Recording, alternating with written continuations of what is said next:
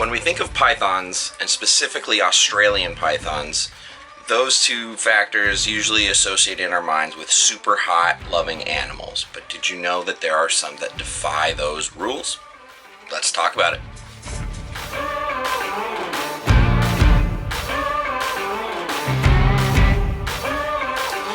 What's up, everyone? So today we're obviously talking about diamond pythons. Diamond pythons are the southernmost occurring pythons in the world. They are from Australia, but they do not play by the stereotypic hot, loving Australian reptile rules. These animals actually live in a cooler rainforest, experience significantly cooler nights, and really appreciate much cooler temperatures. Now, I currently do not own any diamond pythons. I wish I could. Maybe one day I'll be able to mix them into my population here should the space and conditions allow it. But for now, what I'm going to do is tap in with a good friend of mine, Mr. Brandon Wheeler of Morelia House. Brandon and I have been friends for quite a long time, and his ambition and passion for reptiles has driven him to keep a variety of the same species that I keep, but a lot of different ones, including scrub pythons and diamond pythons. And currently, right now, he has a group of adults living outside full time in Southern California. So Brandon has been gracious enough to take a few days out of his week to show off some of these animals and show how he keeps them and talk about them to us for a little bit. So please stick around and watch this whole thing. Go find Brandon on Instagram under Morelia House. Find him on all the social media stuff. He's the man. Enjoy this, and I'll catch up with you at the end. So diamond pythons have been kind of a passion project for me, you know. It's that snake that when I was growing up thinking, you know, what I wanted to do and, you know, the steps that I wanted to take across this journey of herpetoculture, diamond pythons were at the top of that list. That was the one where I could look up and be like, one day I'm going to get this snake. One day I'm going to have these snakes. And when I finally was able to put them in my collection, it was definitely a dream come true. And now I've had an opportunity to actually work with diamonds outside. And, you know, it's really just taken off from there. There's nothing I've had more fun doing in herpetoculture than working with these diamond pythons in this outdoor enclosure. So anyway, thanks for checking it out today, Riley. Appreciate the opportunity to hop on the channel, and let's see what's going on outside. So this is Skywalker, or male diamond python, and in the wild these guys actually come from the most southern range of any python species that there is in the world. So you know, this is an animal that's definitely ready for a colder climate. It's really common to actually find them around homes and people and man-made structures. A lot of times in the winter you can find them in Australia, you know, up in attics or, you know, underneath like sheet metal and things like that, and just in different areas that are man-made to help them stay warm.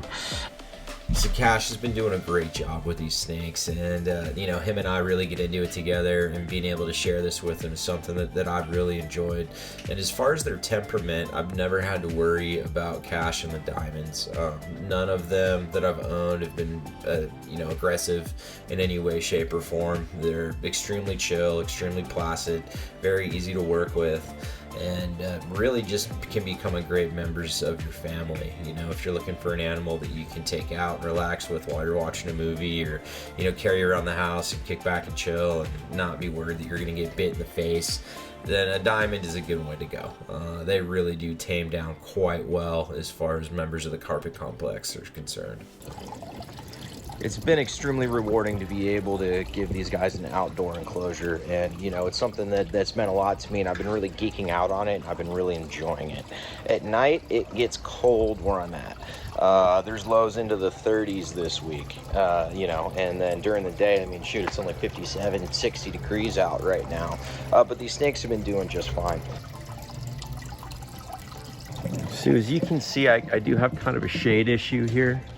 Today's cloudy, but even on sunny days in the winter, it's hard to get direct sunlight because it's got to go through all these trees. So I get way more shade in this enclosure that I'm comfortable with. So I've had to tweak it a little bit just to be a little more comfortable with it. So during the days when it's really cold and there's no sun, we've got some supplemental heating right here. So we've got a heat mat. This is actually made for tortoises, but that's ran on a herp stat. So I have that set to 80 degrees. for about 5 hours a day. It turns on at 8 and then it turns off at like 2. So this is what we've got going on in here. So I do have some supplemental heating going. This is set to 50 degrees at night, and for 5 hours a day it comes up to 80 degrees in here. So I do that just to make sure that they're getting enough heat during the day. Again, there's not enough sunlight during the winter time to really heat these guys up the way that they need to throughout the winter months. So again, 80 during the day, really not super hot, but at night I got it down to 50. It does get into the 30s. It'll be probably 36 is the nighttime low tonight. So I want to make sure that these guys have access to enough heat just to kind of stay out of trouble. Alright, so this is the girl that I've named Storm because when I first got her and first put her out, she sat out on the perches in a storm for like 3 days straight and just sat in the rain and enjoyed the rain. And it took her quite a long time before she started seeking shelter, and I just thought that was absolutely awesome. So named her Storm. This girl is one of 2 that was actually sent to me on loan by Sean Bradley. So these are permanent residents here, but Sean is the official owner of these girls, and 18 years old. It's rare to run into carpet pythons at that age, especially diamond pythons, and you know, Sean wanted this girl to live the rest of her days out in the rain and in the sunshine, so he sent her over to me to see if we can, you know, possibly get just one more, you know, clutch, 2 more clutches out of these girls. I love that moving water.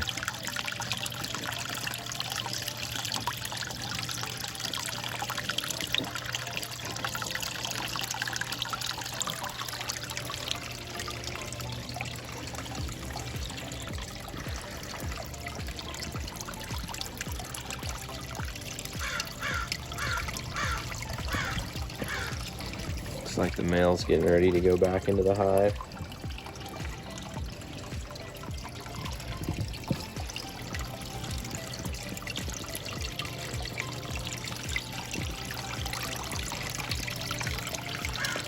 Doesn't get much better than that.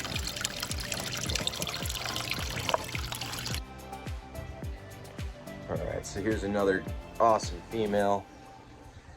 Just so cool. Again, you believe this girl is 17, 18 years old? I mean, wow. You can talk about just awesome. You know, very appreciative to be able to have these guys, and can't wait to see what we can do with them, and just seeing the way that they're interacting out here, and just being with nature and just being able to observe it and enjoy it. And you know, fingers crossed. I've never bred diamond pythons before.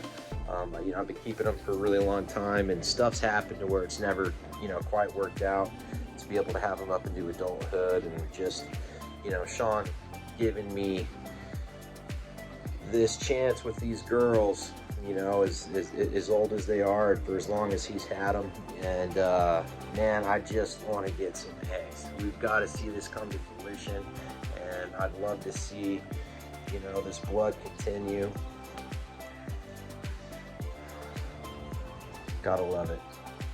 18 years old. Crazy.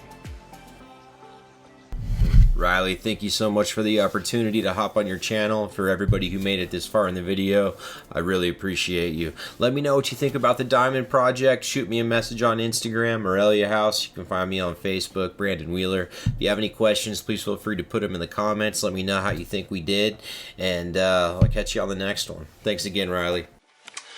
Tell me that wasn't the coolest. Seeing diamond pythons living outside full time, 17, 18 years old, doing everything that they should be, sitting out in the stormy rain, drinking running water, thermoregulating, getting all that natural UVB sunlight, exercise, everything.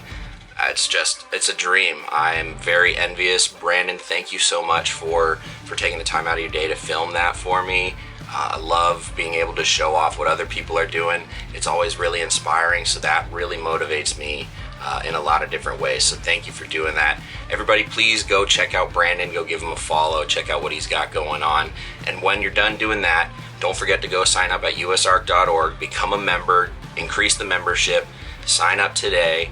And yeah, you can do a lot with that. You can help a lot of folks all around the country. You can help yourself. We can all join the good fight. And then once you're done signing up for that, if you need any 3D printed perches, any fun snake enrichment, stuff like that, visit heliguyserpents.com. Go hit up my boy Chris for some cool snake perches and 3D printed items. And once you're done with that, if you'd like a discount on that, you can join the Patreon community that I have going on. Just look up Riley Jimison on there and you can join up. You get discounts on that on Chris's website and a whole lot more. We're growing a really awesome community there. So much love for Morelia growing, and we're trying to spread that love. So thank you for taking the time out of your day to watch this. I hope you all enjoyed what Brandon has going on there, and we're as inspired as I am right now. It was pretty amazing. Thank you again, Brandon. Hope you're doing well, and I will catch everyone on the next one. Take care.